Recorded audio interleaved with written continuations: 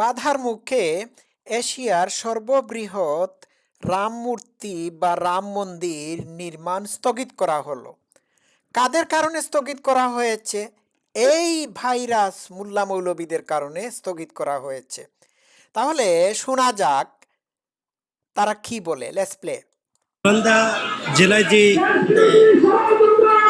রাম মূর্তি তৈরি হয়েছে, সেই রাম মূর্তি অপসারণের দাবিতে আজ বাংলাদেশ খিলাফত আন্দোলন তারা একটি বিক্ষোভ মিছিল করছেন। সেই বিক্ষোভ মিছিল সরাসরি যুক্ত করেছে আপনাদের বাইতুল মোকাররমের সামনে থেকে। দর্শক, যেটি বলছিলাম, যে গাইবান্ধায় রাম মূর্তি অপসারণের দাবিতে খিলাফত। আচ্ছা দর্শক শ্রোতারা, আমি একটু থামলাম। এখানে কয়েকটা জিনিস আপনাদের সামনে আমি দেখাবো। এই সবগুলো হচ্ছে খেলাফত মজলিসের টুপিওয়ালা মোল্লা। তারা কিন্তু বাংলাদেশের মুসলমানদেরকে প্রতিনিধিত্ব করে বলে আমার মনে হচ্ছে না।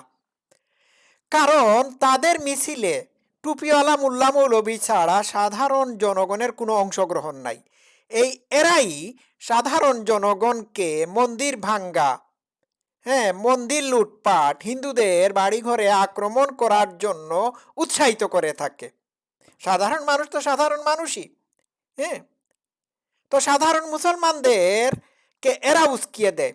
না হলে হিন্দু মুসলমান বাংলাদেশে যেভাবে শান্তিপূর্ণ অবস্থান নিয়ে বসবাস করছিল সেইভাবেই বসবাস করত। ঠিক আছে? তো এরা গাইবান্ধায় এশিয়ার সর্ববৃহৎ রাম মূর্তি নির্মাণে বাধার সৃষ্টি করেছে, বিভিন্ন ধরনের অভিযোগ উত্থাপন করে। তাদের প্রথম অভিযোগ হচ্ছে যে ভদ্রলোকটি এই রাম মন্দির বা রাম মূর্তি, পৃথিবীর সর্ববৃহৎ রাম মূর্তি নির্মাণ করছেন, তিনি দুর্নীতির দায়ে অভিযুক্ত। এই টাকা কোথায় পেলেন, এই হিসাব নিকাশ তারা চাচ্ছে। সরকারকে তারা এই ব্যাপারে তদন্ত করার অনুরোধ জানাচ্ছে। তো আমার কথা হলো, উনি যদি রাম মূর্তি বা রাম মন্দির অবৈধ টাকা দিয়েও করে থাকেন, ফর এক্সাম্পল যুক্তির খাতিরে ধরে নিলাম করেও থাকেন, তাহলে তো এইটা বাংলাদেশের হেরিটেজ হয়ে যাবে। বিশ্বের বুকে বাংলাদেশ আবার আবার আরেকটি ধর্মীয় জিনিসের জন্য, ধর্মীয় মূর্তির জন্য বা স্ট্যাচুর জন্য পরিচিতি লাভ করবে, সম্মান অর্জন করবে। যেমন আফগানিস্তানের বামিয়ান প্রদেশে বা অঞ্চলে 2500 বছরের পুরানা বুদ্ধা মূর্তি ছিল। ওইটা ছিল ওয়ার্ল্ড হেরিটেজ। এটা আফগানিস্তানের সম্মান নিয়ে এসেছিল, কিন্তু তালেবানরা ওইটাকে বোমা মেরে উড়িয়ে দিয়েছে। তো ক্ষতি হলো না? World heritage. ঠিক আছে? তো এই যে এশিয়ার সর্ববৃহৎ রাম মূর্তি নির্মাণ স্থগিতের জন্য এরা আন্দোলন করলো, কারণ কি? এবং তাদের আন্দোলনের মুখে এটি স্থগিত করে দেওয়া হয়েছে। তো আমার প্রশ্ন হচ্ছে, এই মোল্লা মৌলবীরা আপনারা যে এই কাজটি করছেন, এই কাজটি করার কারণে যদি ভারতে কোথাও মসজিদ নির্মাণ স্থগিত করে দেওয়া হয়, তাহলে আপনারা কি এটি মেনে নেবেন? তখন কেমন লাগবে? ঠিক আছে? তো এটাতে নিউজ হয়েছে, বাধার মুখে গাইবান্ধার এশিয়ার সর্ববৃহৎ রাম মন্দির আচ্ছা স্থগিত। আচ্ছা, আমি ছবিটা না দেখালে হয় না। এই দেখুন রামের মূর্তি, কি সুন্দর না? চমৎকার। তো সমস্যাটা কি ছিল? এটা একটা নান্দনিক জিনিস হতো। এটি যদি এটি যদি এটি যদি প্রতিষ্ঠিত করা হতো বা নির্মাণ করা হতো বা হয়ে যায়, তাহলে বাংলাদেশের বৈদেশিক মুদ্রা অর্জিত হতো। পৃথিবীর বিভিন্ন দেশ থেকে হিন্দু অহিন্দুরা এই নান্দনিক মন্দির বা মূর্তি দেখার জন্য তারা ভিড় জমাতো। এতে কি বাংলাদেশের ক্ষতি হতো? তাজমহল দেখতে যায় পৃথিবীর মুসলিম অমুসলিম, হিন্দু, বুদ্ধিস্ট, খ্রিস্টিয়ান, সবাই, regardless of religion, culture, everything. এতে ভারতের লাভ হয়। তো এত মানে এটা তো আমি অর্থনৈতিক ব্যাপার বা ট্যুরিজমের ব্যাপারে বললাম, কিন্তু কথা হচ্ছে যদি মোরাল কোয়েশ্চন করেন, মোরাল গ্রাউন্ডে আসেন, এরপরেও এই রাম মন্দির বা রাম মূর্তি মানে রাম মূর্তি স্থাপন করার ক্ষেত্রে বাধা সৃষ্টি করা বা এটিকে এইগুলোকে মানে নির্মাণ করা, এগুলো নির্মাণ করা স্থগিত করে দেওয়া হচ্ছে সম্পূর্ণরূপে অন্যায়। এতে করে আরেকটা ধর্মীয় গোষ্ঠীর উপর আঘাত হানা হচ্ছে।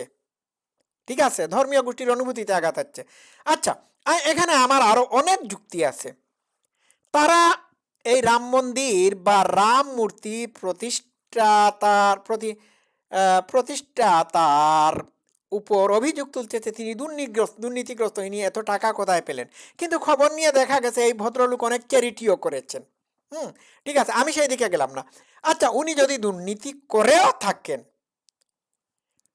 করেও যদি রাম মন্দির বা রাম মূর্তি নির্মাণ করে থাকেন, তাহলে এতে তোমাদের সমস্যা। সরকারকে তোমরা করতেছো, এটি তদন্ত করার অনুরোধ করতেছো।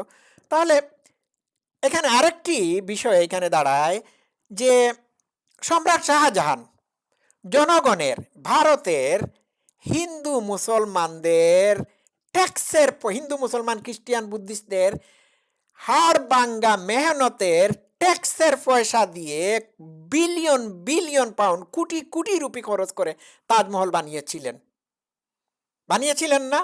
তখন মোল্লা মৌলবীরা কোথায় ছিল? তখন কি মোল্লা মৌলবীরা সম্রাট শাহজাহানের সামনে দাঁড়িয়ে বলেছিল যে আপনি জনগণের ট্যাক্সের পয়সা দিয়ে আপনার প্রেম প্রীতির নিদর্শন স্বরূপ তাজমহল বানাতে পারেন না বলেছিল? বা এখন কি ভারত সরকারকে তারা, এই মোল্লা মৌলবীরা বলবে যে এই ব্যাপারে আপনি বা আপনারা একটু তদন্ত করে দেখুন, বলবে না? বিষয়টা বুঝতে পারছেন তো?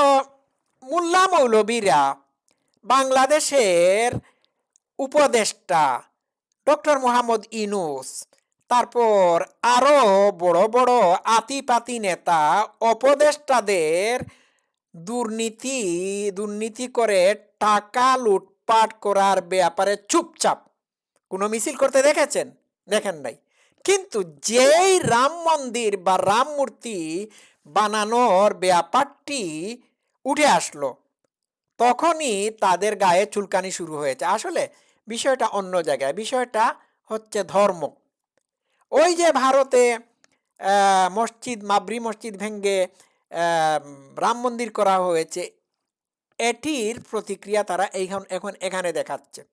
মানে বাংলাদেশে হিন্দুরা তাদের বা অন্যান্য ধর্মাবলম্বীরা তাদের কোনো ধর্ম প্রচার করতে পারবে না, এটাই হচ্ছে তাদের মূল কথা। তো এই মোল্লা মৌলবীরা জানে না যে এত সুন্দর একটি নান্দনিক রাম মূর্তি বাংলাদেশের মানুষের ধর্মনিরপেক্ষতার ভাবমূর্তি এবং বাংলাদেশের মানুষের ইতিহাস ঐতিহ্যকে সমুজ্জ্বল করতে পারে সারা পৃথিবীতে, এই বিষয়টি তারা জানে না। বিষয়টা বুঝতে পারছেন? এই হচ্ছে আসল কথা। তো এই মোল্লা মৌলবীরা শুধুমাত্র রাম মন্দির বা রাম মূর্তি বাংলাদেশে নির্মাণ করতে বাধার সৃষ্টি করছে এমনটি না। বাংলাদেশের কৃষ্টি সংস্কৃতি, লালন মেলা, রবীন্দ্রসঙ্গীত,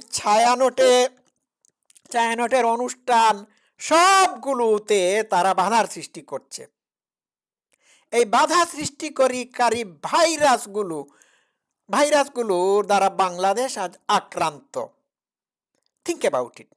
বিষয়টা নিয়ে ভাববেন। সবাই ভালো থাকবেন। Love you all. Thank you so much.